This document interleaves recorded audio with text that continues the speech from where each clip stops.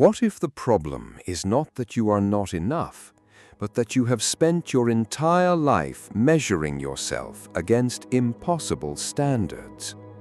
Think about it. No matter what you achieve, the mind finds something missing.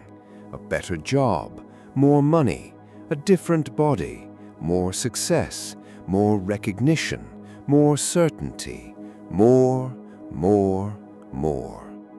And yet, even after reaching goals you once dreamed about, the feeling often returns. I'm still not enough. It's one of the quietest forms of suffering. Many people carry it every day, hidden behind smiles, productivity, achievement, perfectionism, comparison, constant self-improvement. Buddhism teaches something deeply liberating. Suffering grows when we attach our worth to conditions that constantly change. Tonight, I want to explore why so many people never feel good enough through Buddhist wisdom, mindfulness, and modern psychology. Because perhaps peace begins when you stop trying to earn the value you already possess. Maybe you know this feeling. You accomplish something, but instead of feeling satisfied, your attention immediately moves to what is next. You compare yourself to people your age, people online, friends, colleagues, strangers. And somehow, no matter how hard you try, someone always appears more successful, more attractive, more confident, more accomplished, and the comparison quietly becomes self-judgment. I should be further ahead. I should have figured this out by now. I'm falling behind. Modern psychology calls this the ideal self gap, the distance between who you are and who you think you should be. The larger the gap feels, the more dissatisfaction appears. Buddhism noticed a similar pattern thousands of years ago. The mind creates an image, then suffers because reality does not perfectly match it.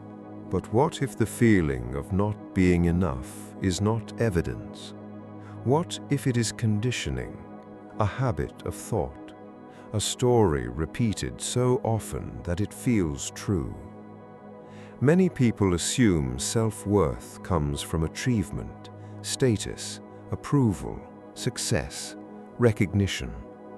But if worth depends entirely on those things, peace becomes impossible, because all of them change.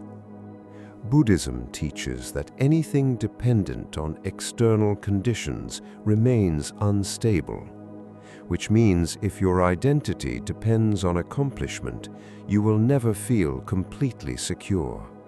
There will always be another mountain, another comparison, another expectation, another reason to feel incomplete. The opportunity is realizing perhaps the problem was never you. Perhaps the problem was the measuring system itself. Here is the contradiction many people live with.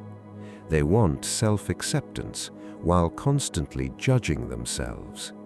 They want peace while mentally criticizing themselves all day. They want confidence while comparing themselves to everyone around them.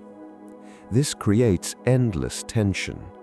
The mind becomes both the judge and the prisoner. Social media amplifies this dramatically. Every day, people are exposed to carefully edited versions of other people's lives, success, beauty, achievement, happiness, and comparison becomes automatic. But Buddhism reminds us, comparison is often suffering disguised as motivation. Because comparison rarely ends with gratitude, it usually ends with inadequacy. And inadequacy becomes a habit, not because you lack value, but because the mind never stops measuring. Something changes when you stop trying to prove your worth constantly. life becomes lighter. Mistakes become less threatening. Failure becomes less personal. Success becomes something to enjoy instead of something needed for survival. Buddhism teaches that peace comes from seeing clearly, not from becoming perfect. Seeing clearly means recognizing your worth is not created by achievement. It is not created by approval. It is not created by comparison. Those things may influence how you feel, but they do not define your value. Once you understand this, a different kind of confidence begins emerging, a quieter confidence, one not dependent on applause. There is a Buddhist story about a man carrying a mirror covered in dust. Every day he looks into it and believes something is wrong with his reflection. He blames his face, changes his clothes, tries harder, becomes frustrated. But the problem was never the reflection. The mirror itself was covered. Human beings often do something similar psychologically. They assume feelings of inadequacy are proof that they are not enough, proof that they are behind, proof that they are unworthy. But psychology shows that thoughts and emotions are not always accurate indicators of reality. Self-criticism often becomes habitual, automatic, repetitive. Buddhism encourages mindfulness because mindfulness reveals the dust. It helps us see the stories we have been believing unconsciously, and once we see them clearly, they begin losing power. Maybe the goal is not becoming enough. Maybe the goal is realizing that the mind keeps moving the finish line. Because if worth depends on reaching some future version of yourself, peace remains permanently postponed. Many people secretly believe, when I finally become better, then I will deserve peace. But perfectionism creates a dangerous cycle. Every achievement creates a new expectation. Every improvement creates another standard. And eventually, life becomes a constant self-correction project. Psychology shows that perfectionism is strongly linked to anxiety, burnout, and chronic dissatisfaction. Buddhism would say perfectionism is attachment disguised as self-improvement. It promises peace later, but steals peace now, because the present moment is never allowed to be enough. Beneath many feelings of inadequacy lies a deeper fear, the fear of insignificance, the fear that you do not matter, the fear that your life is somehow less valuable than everyone else's. This fear drives enormous amounts of human behavior, achievement, status, recognition, validation. Yet none of these things permanently resolve it, because the problem was never external. Buddhism teaches that the ego constantly seeks confirmation of its importance, but the search itself creates suffering.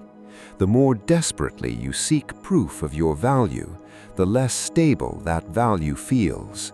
One of the most overlooked Buddhist practices is compassion, not only for others, but for yourself.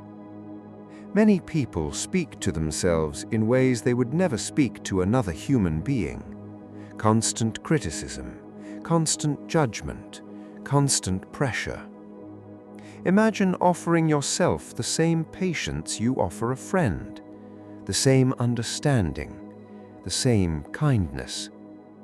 Self-compassion does not remove responsibility, it removes unnecessary cruelty, and often healing begins there, not in becoming someone different, but in treating yourself differently. Maybe the reason you never feel good enough is not because you lack worth. Maybe it is because the mind has been trained to focus on lack, on what is missing, on what is next, on who is ahead, on who you should be. Buddhism invites a different perspective. Not perfection, not comparison, not endless striving. Awareness, presence, compassion. Because perhaps peace begins the moment you stop trying to become worthy and start recognizing the value that was already there. Not because you are perfect, not because you have achieved everything, but because your worth was never dependent on those things in the first place. If this conversation resonated with you, tell us in the comments. What is one standard you are tired of measuring yourself against? And what might change if you stopped believing you had to earn your worth?